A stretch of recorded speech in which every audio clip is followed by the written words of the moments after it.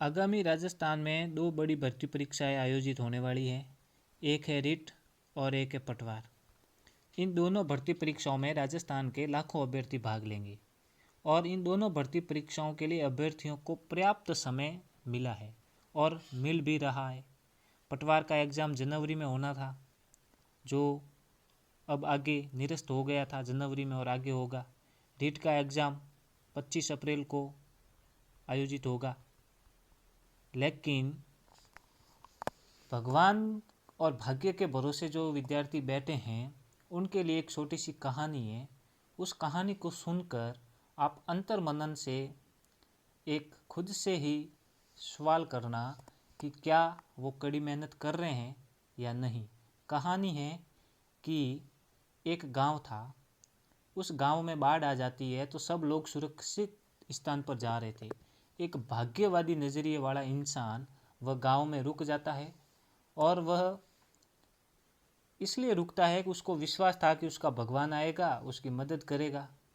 लेकिन जैसे जैसे स्थल पानी का जल स्तर बढ़ने लगा तो वहाँ पर जीप आती है। जीप उसको बचाने के लिए आई थी। वह जीप वाले के साथ जाने से इनकार कर देता है। जीप वाले से बोलता है कि उसका भगवान आएगा, उसकी मदद करेगा। जीप वापस लौट जाती है। जब पानी का स्तर बढ़ने लगा तो वह अपने मकान की दूसरी मंजिल पर सट जाता है। जब वह दूसरी मंजिल पर सटता है तो एक नाव आती है। तो नाव के साथ भी वो जाने से इनकार कर देता है और बोलता है कि भगवान आएगा, उसकी मदद करेगा। तो नाव भी वापस चली जाती है। धीरे धीरे पानी का जब स्तर बढ़ने लगा तो वह अपने मकान की छत पर जाकर सड़ गया। जब वह मकान की छत पर सड़ा तो हेलीकॉप्टर आता है। तो हेलीकॉप्टर के साथ भी वो जाने से इनकार कर देता है और बोलता है कि उसका भगवान आएगा, उसकी मदद करेगा। तो हेलीकॉप्टर भी वापस लौट जाता है। जब हेलीकॉप्टर लौट जाता है तो पानी का स्तर बढ़ गया और वह इंसान उस पानी में डूबकर मर जाता है। जब वह डूबकर मर जाता है तो भगवान के पास जाता है। तो वहाँ शिकायत भगवान से करता है। क्रोधित लहजे में भगवान से बात करता है कि मैंने आपसे इतनी प्रार्थना की लेकिन आपने मेरी प्रार्थना को अनसुना किया और मेरी मदद नहीं की और मुझे डूबने क्यों दिया। तब भगवान कहते हैं, जो तेरे पास जीप आई थी, जो तेरे पास नाव आई थी और जो तेरे पास हेलीकॉप्टर आया था वो किसने भेजा था? मैंने ही तो भेजा था। यही बात अभी अपने प्रतियोगी परीक्षाओं के ऊपर लागू हो रही है। लगभग 2 साल से ये दोनों बड़ी भर्ती परीक्षाओं के ऊपर चर्चाएं हो रही थी। विज्ञप्ति जारी नहीं हो रही थी तो विज्ञप्ति भी जारी हो गई। एग्ज़ाम डेट घोषित नहीं हो रही थी। 25 अप्रैल एग्ज़ाम डेट घोषित हो गई है और पटवार वालों के लिए भी बहुत जल्द एग्ज़ाम तिथि आने वाली है। अब ये 25 अप्रैल को एग्ज़ाम हो जाएगा। उसके बाद सेम ये उस इंसान वाली बातें लगेगी। जब लोग असफल होंगे तो अपनी असफलता का जो दोष है वो खुद को न देकर भाग्य को देंगे, भगवान को देंगे। अब आपके लिए भाग्य और भगवान ने मदद बहुत की है। रीट के लिए 2 साल से ये भर्ती परीक्षा चल रही है और 2 साल में पर्याप्त समय मिला है, भरपूर समय मिला है इसका सदुपयोग करने के लिए।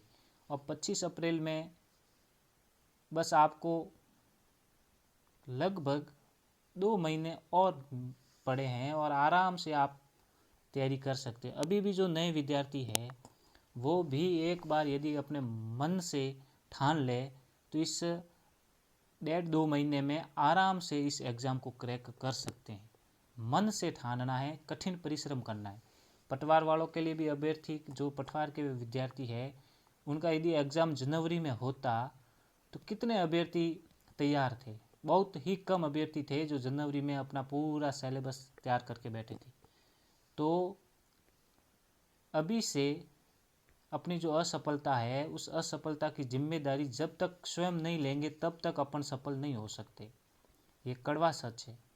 जब तक हम अपनी असफलता का जिम्मेदार खुद को नहीं ठहराते हैं तब तक हम असफल ही होते रहेंगे।